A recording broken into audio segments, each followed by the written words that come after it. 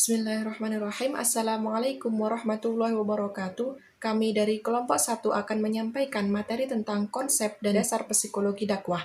Yang pertama yaitu pengertian psikologi. Psikologi secara bahasa Inggris adalah studi tentang pikiran dan juga perilaku.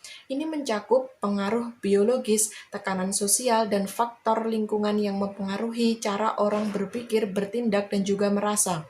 Sedangkan menurut bahasa Indonesia di dalam KBBI yaitu ilmu yang berkaitan dengan proses mental baik normal maupun abnormal dan pengaruhnya pada perilaku, ilmu pengetahuan tentang gejala dan kegiatan jiwa. Sedangkan menurut istilah yaitu menurut Muhyiddin Syah, psikologi yaitu ilmu pengetahuan yang mempelajari tingkah laku terbuka dan tertutup pada manusia, baik selaku individu maupun kelompok dalam hubungannya dengan lingkungan. Tingkah laku terbuka adalah tingkah laku yang bersifat psikomotor, yang meliputi perbuatan berbicara, duduk, berjalan, dan juga sebagainya. Sedangkan tingkah laku tertutup yaitu berpikir, berkeyakinan, berperasaan, dan juga lain sebagainya. Jadi kesimpulan dari pemakalah, psikologi merupakan ilmu yang mempelajari semua tentang manusia, baik tentang tingkah laku, pikiran, ataupun lingkungan yang berkaitan dengan manusia. Selanjutnya yaitu pengertian dakwah. Dakwah menurut bahasa Arab yang berarti an-nida'ah, yang artinya memanggil atau menyeru, seperti dalam firman Allah surat Yunus ayat 25. Sedangkan menurut KBBI arti dakwah yaitu penyiaran agama dan pengembangannya di kalangan masyarakat, seruan untuk memeluk, mempelajari, dan juga mengamalkan ajaran agama.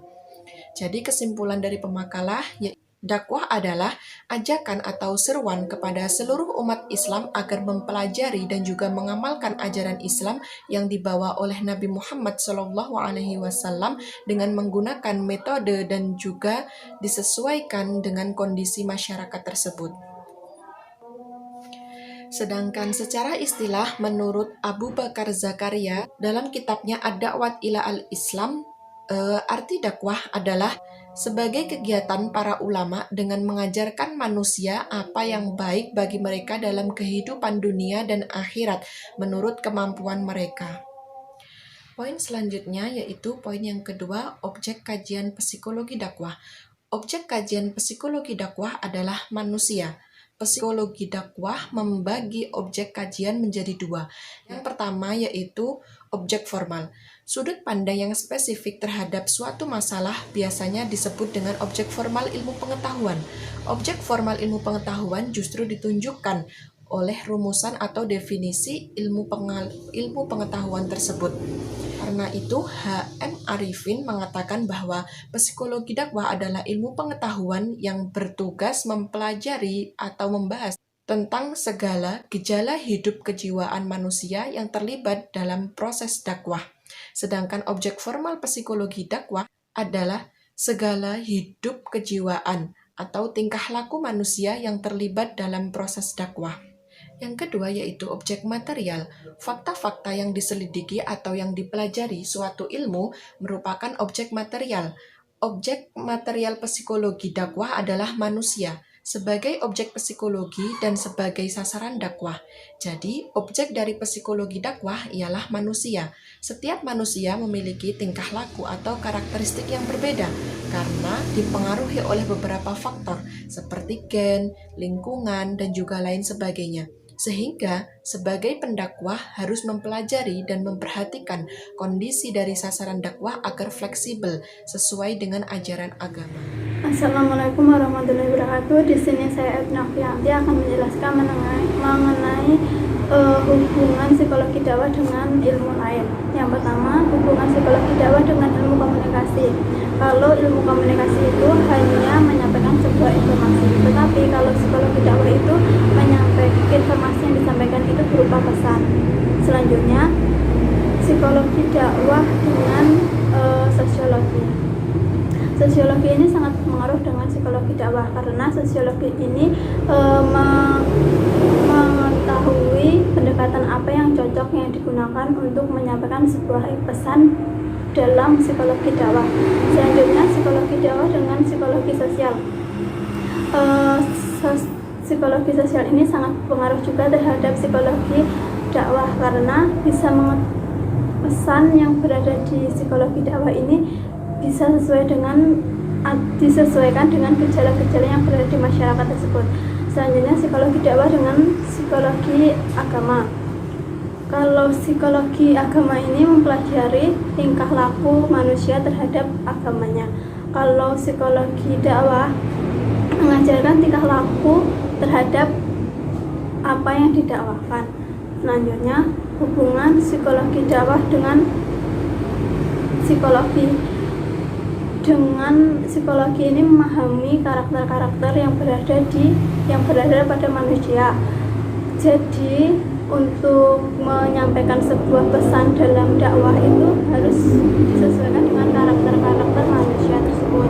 Selanjutnya, psikologi dakwah dengan patologi sosial. Patologi sosial adalah sebuah penyakit atau sebuah perilaku masyarakat yang bertentangan dengan agama atau sosial yang sangat merugikan. Maka pesan yang berada di dakwah itu harus sesuai dengan penyakit-penyakit yang berada di masyarakat tersebut. Selanjutnya, psikologi dakwah dengan psikologi individual. Jadi pesan yang berada di psikologi dakwah itu harus disesuaikan dengan kebutuhan pribadi masing-masing manusia. Selanjutnya, saya akan menyampaikan mengenai manfaat dan tujuan pelajari psikologi dakwah. Manfaat pelajari psikologi dakwah itu yang pertama, untuk mengetahui paham gejala jiwa.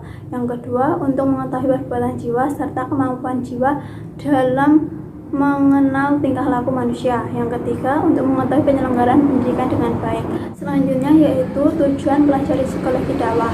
Kegiatan dakwah itu bertujuan agar bisa merubah perilaku manusia untuk bisa menerima ajaran agama Islam dan mengamalkannya pada tataran pribadi, keluarga, dan masyarakat, serta membuat kehidupan ini menjadi lebih berkah. Terima kasih dari saya. Kurang lebihnya mohon maaf. Wassalamualaikum warahmatullahi wabarakatuh. Assalamualaikum warahmatullahi wabarakatuh. Saya Eliana Eka Rahmawati. Di sini saya akan menjelaskan tentang pendekatan psikologi dakwah. Dakwah merupakan kegiatan berkomunikasi dengan orang lain dengan tujuan mengajak, yaitu mengajak orang tersebut untuk mengikuti apa yang telah disampaikannya. Dalam berdakwah itu diperlukan ilmu psikologi dakwah untuk kita dapat mengetahui keadaan dari si dai dan mad'u atau orang yang diajak. Seperti yang kita ketahui di lapangan, terdapat beberapa macam karakter dai. Ada yang keras, menggurui, bijak, santai, suka bercanda, dan yang lainnya. Begitupun keadaan si mad'u, ada yang suka bertanya atau kritis, ada yang mudah tersinggung dengan pembicaraan dai, dan sebagainya. Dari permasalahan tersebut menyebabkan interaksi antara dai dan mad'u itu berbeda-beda. Dalam menganalisa peristiwa komunikasi seperti itu, psikologi dakwah menggunakan pendekatan sebagai berikut. Yang pertama, yaitu tidak memihak dan menilai secara normatif atau benar salah. Contohnya itu adalah jika seorang dai itu berdakwah, berceramah di lingkungan, di tempat masyarakat yang awam, itu sebaiknya menggunakan bahasa yang mudah dipahami, bukan malah menggunakan bahasa yang ilmiah, karena takutnya audien itu tidak memahami apa yang disampaikan oleh dai. Jadi gunakanlah bahasa pada porsinya. Itu contohnya. Lalu yang kedua adalah kejadian yang dianalisis itu dipecah menjadi satuan-satuan kecil. Misalnya ketika rumah kiai itu dilempari batu oleh orang banyak, maka masalah yang dianalisa itu bukan masalah apakah penduduk di tempat tersebut itu anti agama Islam, atau tidak, tetapi masalah yang langsung menjadi penyebab peristiwa itu. Apakah masalah moral, ekonomi, sosial, budaya, dan sebagainya. Atau lebih ke keadaan orang yang melempari itu tadi itu. Terus yang disorot oleh psikologi dakwah itu bukan masalah lahiriah, tetapi suasana batin dari tiap individu dai dan mat'u. Jadi yang diperhatikan itu tuh lebih ke keadaan jiwa dari individu dai dan mat'u tersebut. Sehingga pertanyaan yang timbul itu adalah ada apa sebenarnya di balik peristiwa tersebut. Di kesimpulan pemakalah dalam melakukan dakwah itu terdapat pendekatan psikologi yang dapat digunakan. Pendekatan yang sebaiknya digunakan itu adalah yang cocok dengan keadaan batin individu dai dan mat'u agar dakwah dapat tersampaikan dan diterima dengan baik. Lalu yang selanjutnya adalah tentang pusat perhatian psikologi dakwah. Pusat perhatian merupakan sesuatu yang menjadi sasaran perhatian. Jika di sini yang dimaksud pusat perhatian psikologi dakwah, otomatis adalah merupakan sasaran perhatian psikologi dakwah terhadap proses dan objek dakwah. Pusat perhatian psikologi dakwah itu sekurang-kurangnya ada 4 hal. Yang pertama, analisa terhadap seluruh komponen yang terlibat dalam proses dakwah.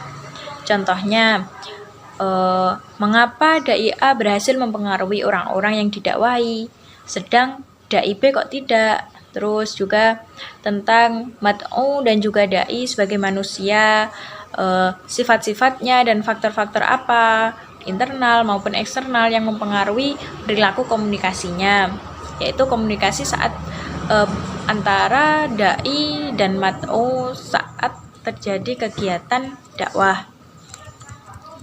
Lalu bagaimana pesan dakwah itu menjadi stimulus atau rangsang yang menimbulkan respon dari mat'u. Lalu yang ketiga itu bagaimana proses penerimaan pesan dakwah oleh mat'u, faktor-faktor apa, contohnya faktor personal dan situasional yang mempengaruhinya itu seperti apa. Lalu yang keempat, yang terakhir adalah bagaimana dakwah dapat dilakukan secara persuasif. Seperti yang kita ketahui, dakwah itu adalah kegiatan mengajak orang untuk mengikuti apa yang dikatakannya, apa yang disampaikannya, apa yang dianutnya. Jadi dakwah itu sebisa mungkin harus persuasif, bisa mempengaruhi orang lain untuk mengikuti dirinya gitu. Jadi dapat mengendalikan perilaku mat'u dengan pendekatan psikologis atau dengan menggunakan cara berpikir dan cara merasa dari mat'u tersebut. Jadi dakwah itu menjadi mudah masuk ke para individu mat'u. Lalu kesimpulannya adalah terdapat beberapa hal yang harus menjadi pusat perhatian psikologi dakwah. Hal-hal tersebut adalah mengenai seluruh komponen yang terlibat dalam proses dakwah agar dakwah dapat dilakukan secara persuasif. Sekian presentasi dari saya, presentasi dari kelompok kami. Ada banyak kurangnya, kami mohon maaf. Wassalamualaikum warahmatullahi wabarakatuh.